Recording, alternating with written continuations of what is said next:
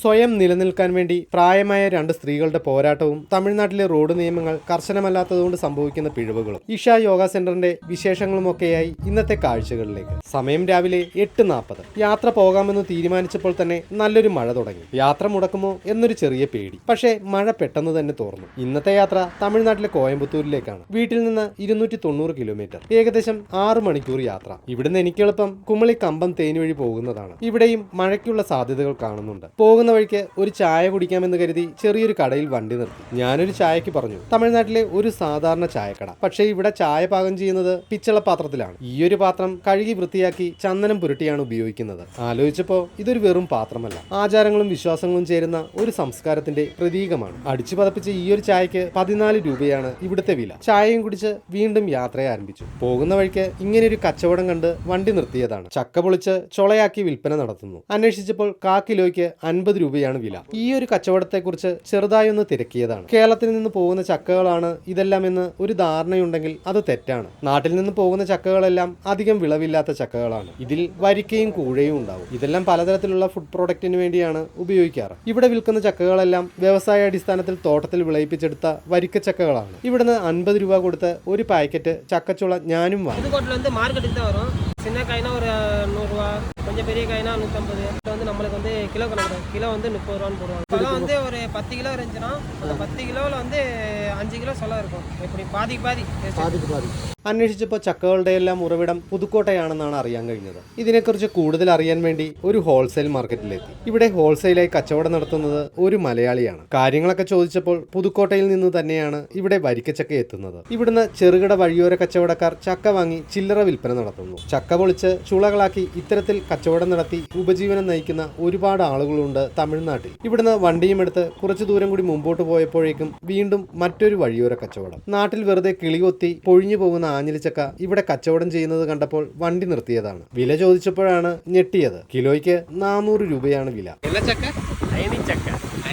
ആഞ്ഞിലിച്ചക്കയ്ക്ക് ഇവിടെ പറയുന്ന പേര് അയിനിച്ചക്ക എന്നാണ്. കൂടെ വേറെയും കുറച്ച് പഴങ്ങൾ കൂടി വിൽപ്പനയ്ക്ക് വെച്ചിട്ടുണ്ട്. ഞാവൽപ്പഴവും ഈന്തപ്പഴവും. എല്ലാത്തിനും കിലോയ്ക്ക് 300-400 രൂപയൊക്കെയാണ്. കാശ്മീരിൽ നിന്ന് കൊണ്ടുവരുന്ന ആപ്പിളിനേക്കാൾ വില കൂടുതൽ. തമിഴ്നാട്ടിലെ വഴിയോരങ്ങളിലെല്ലാം യാത്രക്കാരെയും പ്രതീക്ഷിച്ചു നിൽക്കുന്ന ധാരാളം കച്ചവടക്കാരാണ് ഇവിടെയുള്ളത്. ഹൈവേ കേന്ദ്രീകരിച്ചുള്ള കച്ചവടത്തിന്റെ സാധ്യതകളെക്കുറിച്ച് തമിഴ്നാട്ടിലെ ആളുകൾക്ക് കൃത്യമായി അറിയാവുന്നത് കൊണ്ടാവാം തമിഴ്നാട്ടിൽ തോട്ടങ്ങളിൽ വിളയിച്ചെടുത്ത പഴവർഗ്ഗങ്ങളെല്ലാം കേരളത്തിൽ എത്തിച്ച് വഴിയോര കച്ചവടങ്ങൾ നേരിട്ട് ചെയ്യുന്ന വ്യാപാരികളുടെ എണ്ണം ഇപ്പോൾ കേരളത്തിൽ കൂടുതലാണ്. എന്തായാലും ഞാൻ കുറച്ച് ഞാവൽപ്പഴം വാങ്ങി. ഞാവൽപ്പഴം ഉപ്പ് കൂട്ടി കഴിക്കാൻ നല്ല ടേസ്റ്റ് ആണെന്ന് കച്ചവടക്കാരൻ പറഞ്ഞപ്പോൾ ഞാനൊന്ന് പരീക്ഷിച്ചു നോക്കി. അദ്ദേഹം പറഞ്ഞതുപോലെ തന്നെ ഉപ്പ് കൂട്ടി കഴിച്ചപ്പോൾ വല്ലാത്തൊരു ടേസ്റ്റ് തോന്നി. ഇതിന്റെ തൊട്ടടുത്തായി തന്നെ കണ്ട മറ്റൊരു കാഴ്ചയാണ്. 2 പ്രായമായ സ്ത്രീകൾ റോഡരികിലിരുന്ന് വിറകടുപ്പിൽ എന്തോ പാചകം ചെയ്യുന്നു. കാര്യങ്ങളൊക്കെ ചോദിച്ചപ്പോഴാണ് മനസ്സിലായത് ഇവർ ഒരു വഴിയോര കച്ചവടത്തിന് വേണ്ടിയുള്ള ഒരുക്കത്തിലാണ്. ആടിന്റെ ബോട്ടി വാങ്ങിക്കൊണ്ടുവന്ന് പാചകം ചെയ്തു കൊടുക്കുന്ന കച്ചവടമാണ്. പാചകമൊക്കെ തുടങ്ങുന്നതേ ഉള്ളൂ. പാചകം ചെയ്ത് പ്ലേറ്റ് ഒന്നിന്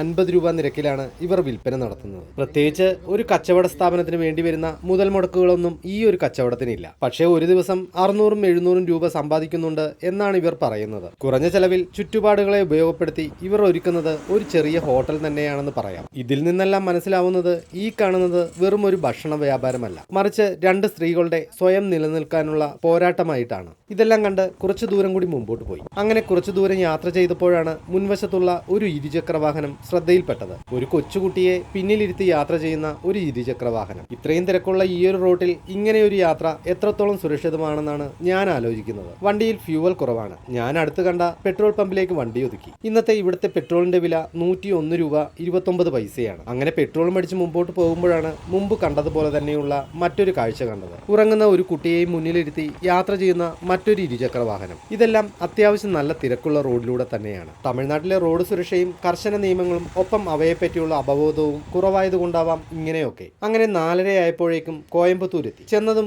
ഞാനൊരു റൂം എടുത്ത് ഫ്രഷായി. തരക്കേടില്ലാത്ത ഒരു റൂം തന്നെയായിരുന്നു. 2500 രൂപയാണ് ഈ ഒരു റൂമിന് റെന്റായി വന്നിട്ടുള്ളത്. ലഗേജുകളെല്ലാം റൂമിൽ വെച്ച് കോയമ്പത്തൂരിനടുത്തുള്ള ഇഷ യോഗ സെന്ററിലേക്ക് പോകാനുള്ള തീരുമാനത്തിലാണ്. കോയമ്പത്തൂർ ടൗണിൽ നിന്ന് 27 കിലോമീറ്റർ ഉണ്ട് അങ്ങോട്ടുള്ള ദൂരം. ഏകദേശം 1 മണിക്കൂർ യാത്ര.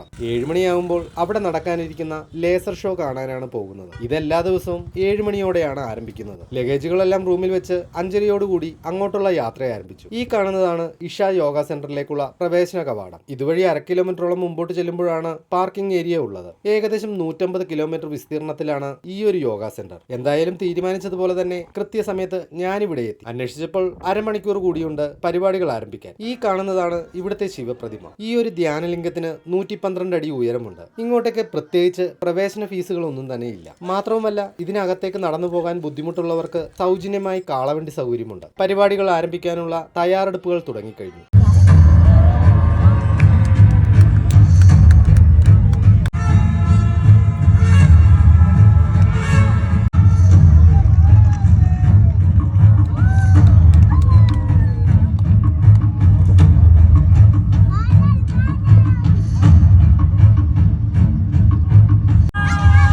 Over 15,000 years ago, he transmitted the profound science of yoga in its full depth and dimension. പരിപാടികളൊക്കെ കണ്ടു കഴിഞ്ഞപ്പോഴേക്കും സമയം 7:30. ഇവിടെ തൊട്ടടുത്ത് ഇവരുടെ തന്നെ ഒരു റെസ്റ്റോറന്റ് ഉണ്ട്. വൈകുന്നേരത്തെ ഭക്ഷണം അവിടെ നിന്ന് കഴിക്കാമെന്ന് വിചാരിച്ചു. അത്യാവശ്യം നല്ലൊരു റെസ്റ്റോറന്റ് തന്നെയാണ്. അങ്ങനെ ഭക്ഷണമൊക്കെ കഴിച്ച് പുറത്തിറങ്ങിയപ്പോഴേക്കും സമയം 8:30. ഇനി നേരെ റൂമിലേക്ക്. നാളെ രാവിലെ വേണം കോയമ്പത്തൂരിലെ മറ്റു കാഴ്ചകളിലേക്ക് ഇറങ്ങാൻ.